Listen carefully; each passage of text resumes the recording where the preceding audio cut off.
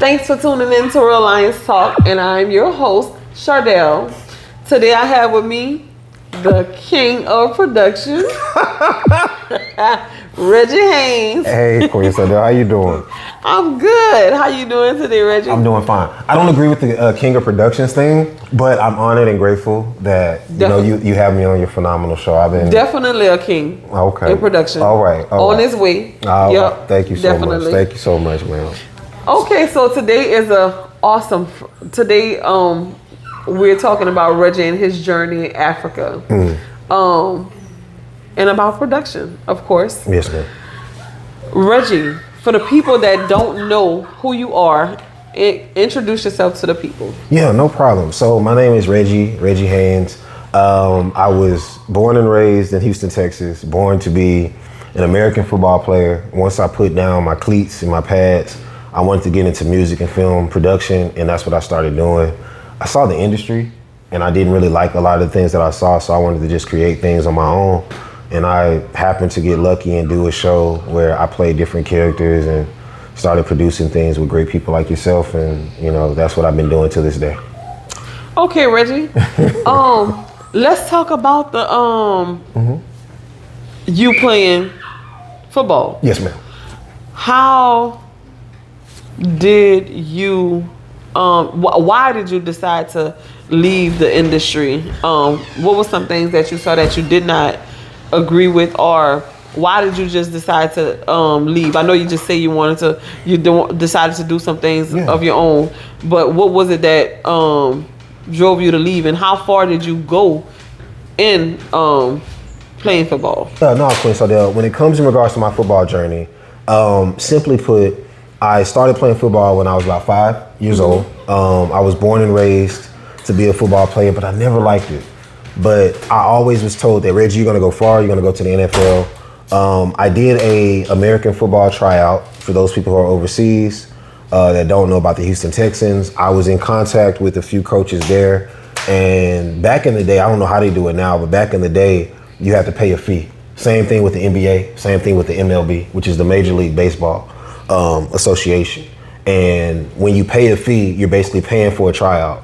And when I did the tryout, the coaches liked me. I spoke to the head coach, and he actually won the Super Bowl next year. And everybody was like, man, you can play. But it was at that moment to where I realized, I don't care how much money I make, because I don't do the things I do for money. It's a matter of me just saying, you know what?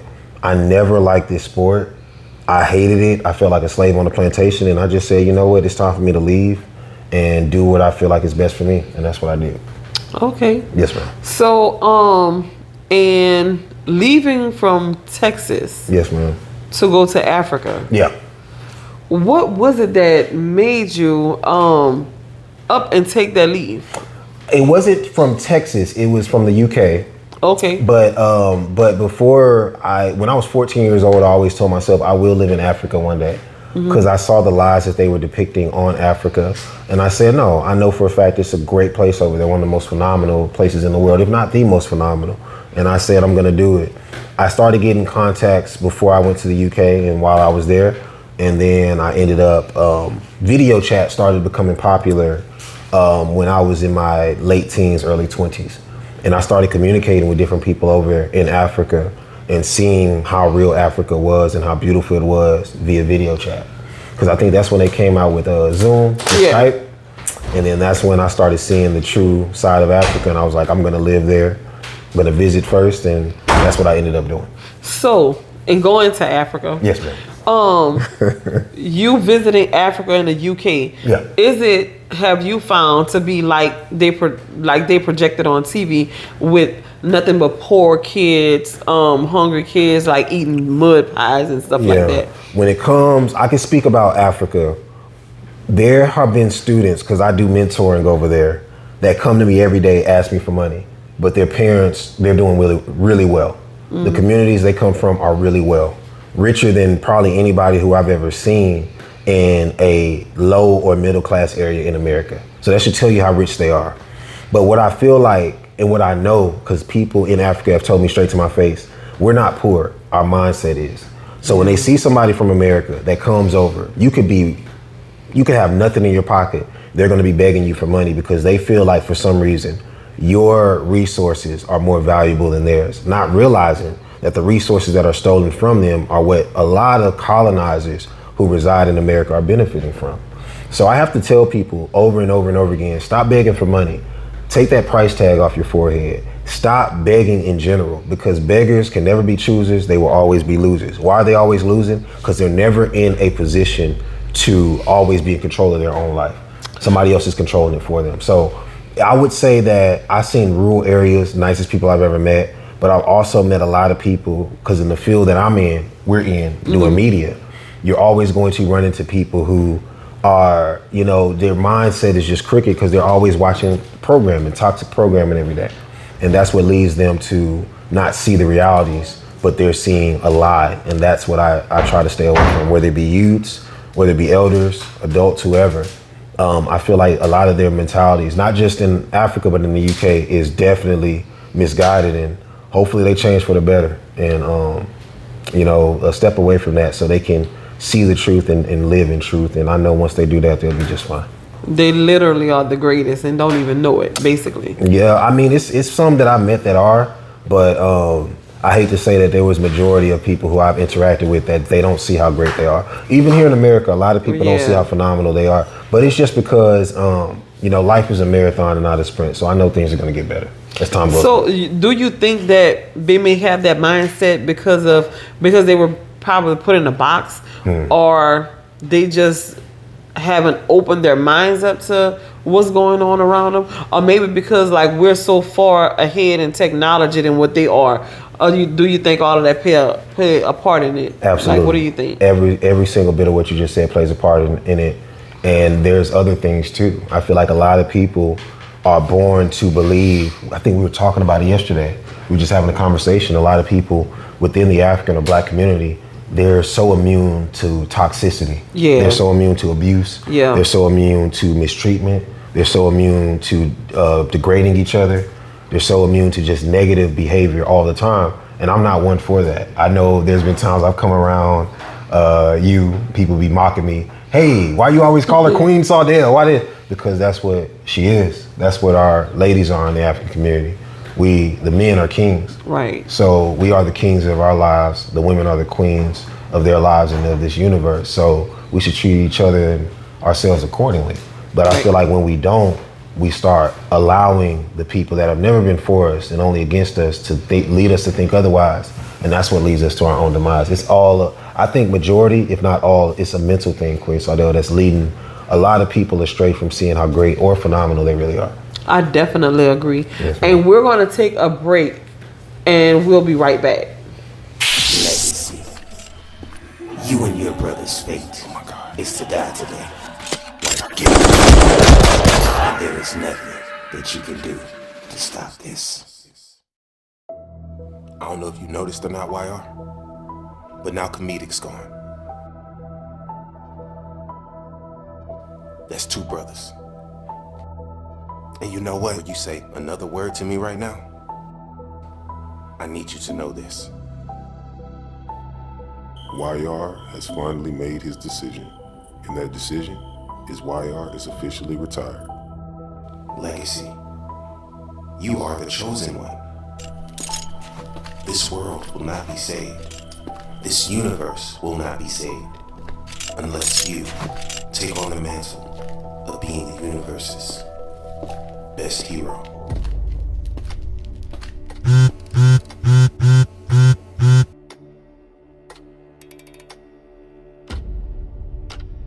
Legacy. You and your brother's fate is to die today. And there is nothing that you can do, Oh my God. to stop this.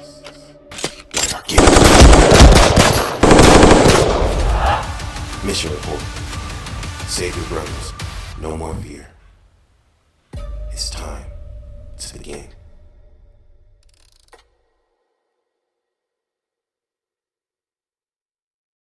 And we're back with the king of production again, Reggie Haynes. Queen Sadell, why do you say I'm the king of productions? Where did that come from? Because you are. You're a star. I don't know about all that. Definitely are. I'm honored and grateful for the compliment. But you got to remember too, like the things that I do, I always give credit to people like you. You know, you and your family have saved me so many times, and I'm grateful. The other thing is to where these productions, I give a lot of credit to my elders and my ancestors who helped raise me. I feel like a lot of us, you know, a lot of people think as soon as you start making good music and you're on TV and you're doing all these things, people get beside themselves and they start losing themselves and forgetting where they came from and who got them there. So I'm honored and grateful for you. So if I'm a star, so are you, your family, and all the people who helped raise me, my tribe. And you definitely have to believe that. I'm honored. You've helped me along in this journey gratefully. I have no idea what you're talking about. You definitely, you know good and well. You've definitely taught me a lot about the camera, behind the camera, in front of the camera. You know, it's my pleasure, Queen. all of that. It's my pleasure. And I appreciate it. I definitely appreciate it. That's what we got to do. We Reggie, have to help each other. So while in Africa, we seen through like your media posts and all that you had a time when you thought about ending everything. Yep. Suicide. It wasn't in Africa. UK. UK. Yep. Okay. I keep saying Africa. No. I be getting it mixed up. No problem. But the UK. Yes, ma'am. So can you tell us about why you came to that point, why you felt like that, and what had you wanting to end it all? No problem. My thing is, there's a saying going around, taking your own life is the most cowardice thing you could ever do. I totally disagree. When I wanted to do it, I felt like it was the people that I was around. It was the things that I was experiencing in the UK, the support system that I felt like I wasn't having. Then I realized there are people that support me. Queen Sadell was one of those people. She called me that same day. And my thing is to where I feel like whenever people get into such a low point in life, which I definitely was, and I have no regrets or anything about it, because we all get low. Instead of focusing on the people who got you low, my biggest thing is I want to focus on the people who are always going to uplift me. And that was the turning point in my life that led me to say, you know what, enough is enough. I'm tired of allowing negative things and negative people to get the best of me. It's time for me to put the good people in my life, and I've been doing that ever since. So yeah, it was a lot of suicidal thoughts throughout my life. It was a lot of traumas, it was a lot of misfortunes. But then, Queen Sadell, I'm telling you, as soon as I broke away from those things that weren't for me anymore, the good things started happening, and it's been happening on a consistent basis. Now, don't get me wrong, negative things kept happening along the way, but it just, I know we were talking about it when you were on the RHTV podcast. Yeah. And great job, by the way. So phenomenal episode. For you guys that don't know, check her out on that.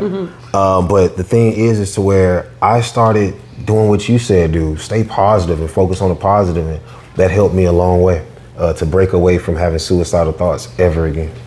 That's awesome. Yes, that is awesome. So you haven't been in a suicidal thought mode since that incident? There hasn't been any moments, but there has been times to where when I was in Africa, I feel like people were misusing and abusing me. And then I was like, I need to find a way to break away from these people. Because I went in with the mindset, I want to help my people. People saw that and wanted to take advantage, and it backfired on them completely. And that is 100% their fault. And I'm glad that I'll never turn back, and I'll just continue to progress from here. And that is awesome. So anybody out there dealing with suicidal thoughts in the middle of their progress. Yes, ma'am. Because it's definitely what it is. In the middle of their progress, what type of advice would you give them? Stay positive minded. If there's anything that you're listening to or that you're watching that has you in a toxic environment or toxic mindset, stay away from that. It's only going to bring you down. And also, if there's negative factors in your life, there's nothing wrong with stepping away from them. I know they have suicide hotlines. They have a lot of groups to where people come together and embrace and show love to each other. And the good thing about these groups is to where they also teach self-defense, not just physically, but mentally and spiritually and emotionally.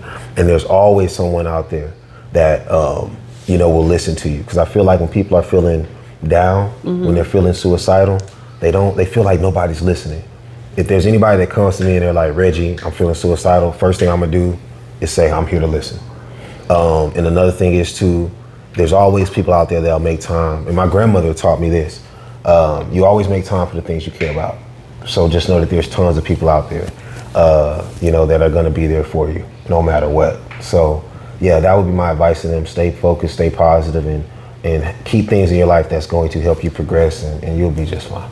And I want to say shout out to you, Reggie. Thank you, Queen. Thank you. I'm happy that you made it through that, and you're able to be here and actually talk about it, because thank you so some much. people never make it out of those situations. Unfortunately, no. Yeah, that's true. Rest in peace to Kyron Lacey and the football player that died. Just I think about 2 or 3 days ago. Yeah, and being in that profession, sorry to cut you, Queen. Go ahead. But being in that profession of American football, or I've seen so many tragedies, and it's just not with the concussions, but it's just so many of our young men. They go through so much, and I feel like when they're put on that scale of being the best and being on TV and video games, and all the money and all the women are thrown at them, and it can get to you real quick. So for all of those brothers out there, just be careful. And what I mean by careful, that means full of care for yourself and for your surroundings and for your life. But yeah, like you said, Queen, rest in power to those young men who lost their lives due to suicide. And I know that at the end of the day, their spirit still lives on through all those people that truly care for them and still love them. Yes, and definitely life could be so pressuring for our young men. Yes, ma'am. Older men and all, because it's like the weight of the world is on top of your shoulders, and there's no one that you can lean on sometimes. When people are in that state, like in that moment, what do you think that they can do, like if they're having these suicidal thoughts at the moment, like right then and there?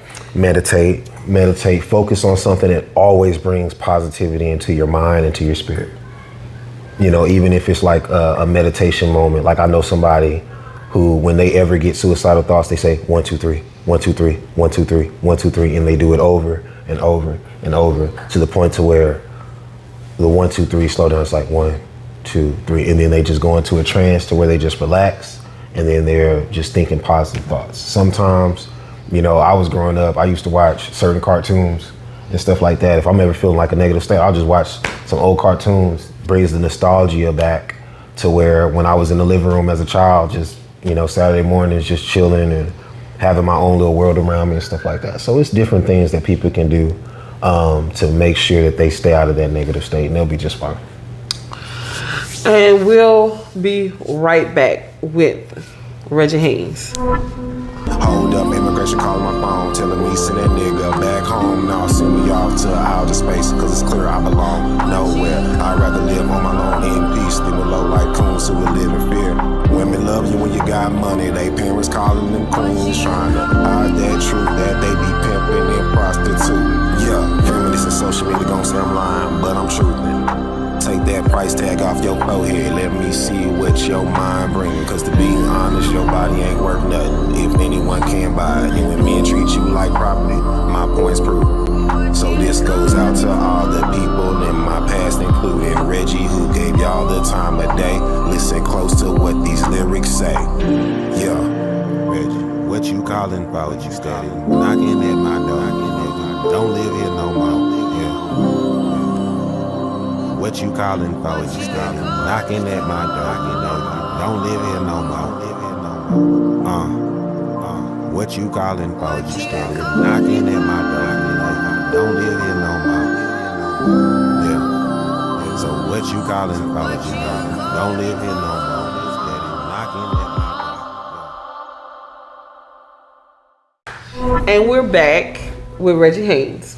So Reggie, I wanted to also ask, what are some of the positive things that you have experienced being in the UK and Africa versus from here in the States? No, you know what? I would say, I want to point out the positives everywhere I've gone, because I always have a terminology.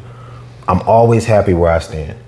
So I would say meeting you, your family, been one of the most positive things, because now we're doing productions over here in the States, and being in Africa, being at a school like Mentor Center and different schools and embracing phenomenal youths, being in Malawi, teaming up with Kelvin and finding new avenues that can open up doors for our people, embracing the elders, who always, stay positive, and just like yourself, would open their home up to you if need be.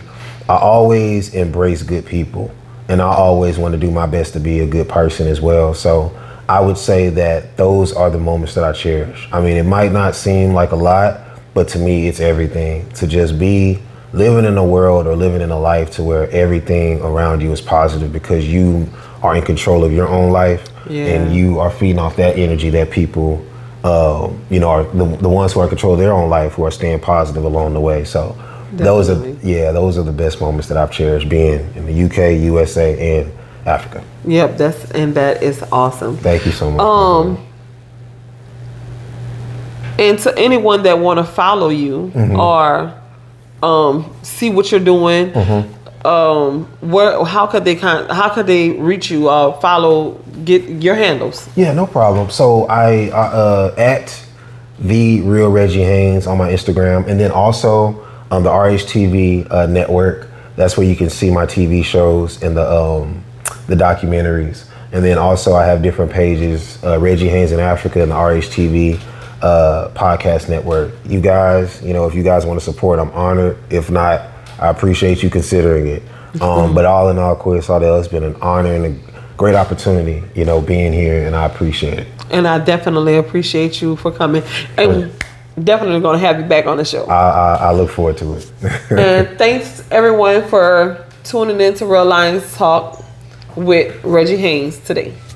Thank you. And we out.